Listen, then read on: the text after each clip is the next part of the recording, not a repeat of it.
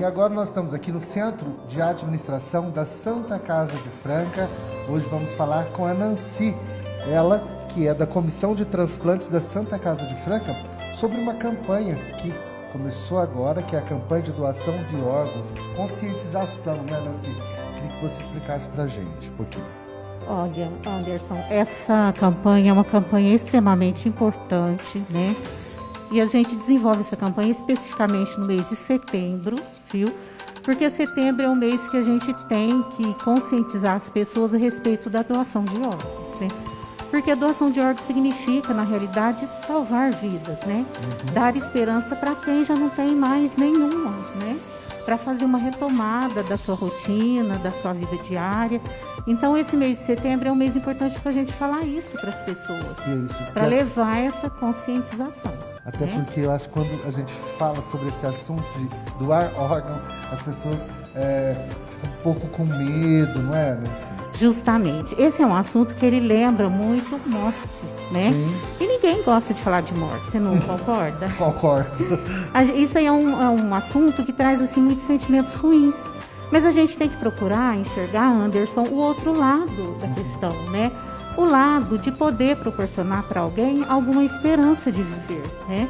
Porque a gente sabe que as filas de transplante, elas são enormes. Pessoas que estão esperando por um órgão, são muitas pessoas, né?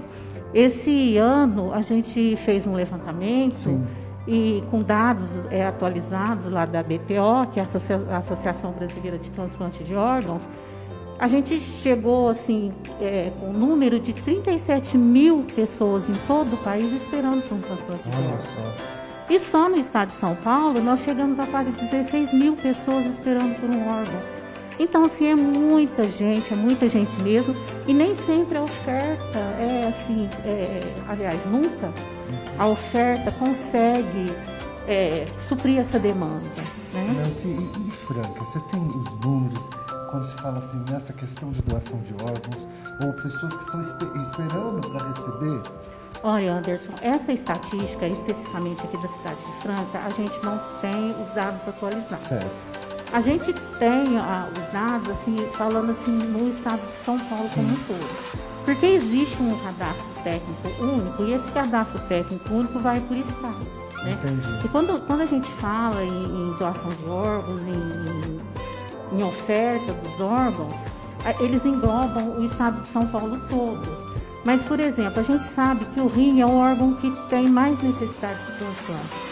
E só o rim, quase 12 mil pessoas dentro do estado estão esperando por um órgão, né? Então, a gente conclui-se que a nossa região, o número também é bastante expressivo. Até porque existe a questão da recusa familiar, né? Por conta desse desconhecimento do processo, por conta desse assunto não ser tão comentado nas famílias. E geralmente a gente chega nesse assunto para as famílias no momento do óbito, que é o momento mais difícil, né? A família, no momento do óbito, ela não está em condição de tomar essa decisão. Ela está muito abalada, ela está muito triste, e a gente tem que respeitar muito isso. Então, naquele momento, ela não se sente na condição de fazer essa escolha. Então, por isso que a gente acha importante esse momento aqui com vocês, sim, né? Para a gente estimular a conversa, o diálogo, fora desse momento do luto, né? Certo, Nancy. E como que faz para as pessoas que querem doar órgão? Tem que ir aonde? Falar com quem? Olha, muito antigamente, não sei se você lembra, essa questão de falar eu sou um doador de órgãos, tinha aquela questão do registro em documento, lembra? Sim, lembro. Hoje não tem mais necessidade disso, porque legalmente falando, isso não é válido mais. O que a gente precisa fazer hoje? Simplesmente falar para a família, olha, eu quero ser um doador de órgãos. Porque no momento da doação, é a sua família quem vai decidir. Então, por exemplo, se eu quero ser um doador de órgão, eu tenho que falar isso com a minha família?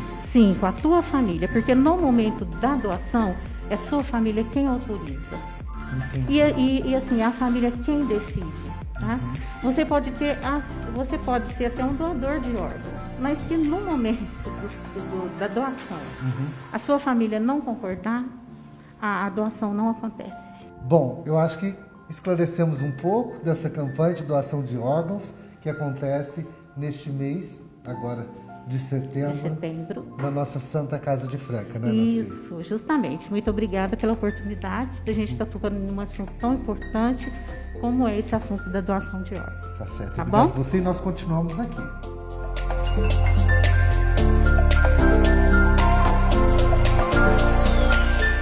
Bom, agora ao meu lado está a enfermeira, a Eliane, ela que é também da Comissão de Transplantes da Santa Casa de Franca, que inclusive é referência na captação de órgãos e tecidos para transplantes e tem esse projeto Luz, eu não conhecia. Conta pra gente, Eliane. Exatamente, é o projeto Luz, que eu acho que foi o pontapé inicial, né? Nesse trabalho tão maravilhoso que tem sido feito. Ele começou aproximadamente por volta do ano 2000, com a captação de córneas. Córneas.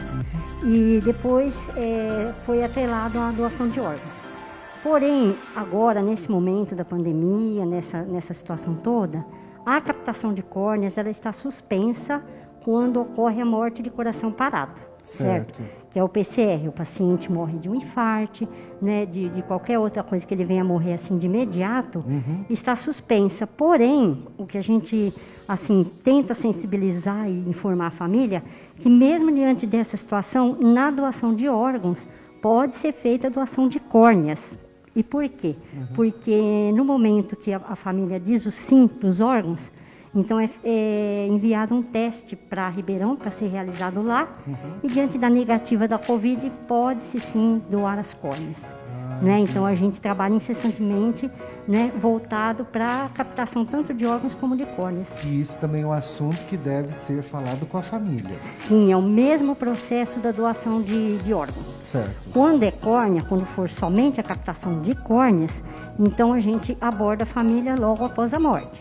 Agora, na questão da doação de órgãos, tem toda uma dinâmica de se fazer todos os testes clínicos. Terminando esses testes clínicos, aí nós abordamos a família. Se for da vontade deles, doa-se a córnea e os órgãos, porque também é opcional da família, né? Doar córnea e órgãos. Aí a gente segue com o protocolo, manda os exames e, tendo a doação, a gente faz a retirada e manda essa córnea para ser implantada. Inclusive, agora também tem um cadastro reserva grande, né? Chegou a diminuir, porque teve um número expressivo de doação de córneas ultimamente. Olha só. Então agora parece que, se eu não estou enganada nos dados, é 2.920 pessoas no estado de São Paulo. A fila chegou a ser bem maior. E Franca tem se destacado na doação de córneas. Olha só. Tem se destacado em número de córneas, né? Antes da pandemia. Né? Então a gente está acompanhando e seguindo em frente. Esse é o Projeto Luz. Projeto Luz, é o Projeto Luz. Tá, Eliane, obrigado pelas informações. Por viu? nada, obrigada a vocês pela oportunidade, viu? É isso aí, a campanha de doação de órgãos da nossa Santa Casa de Franca.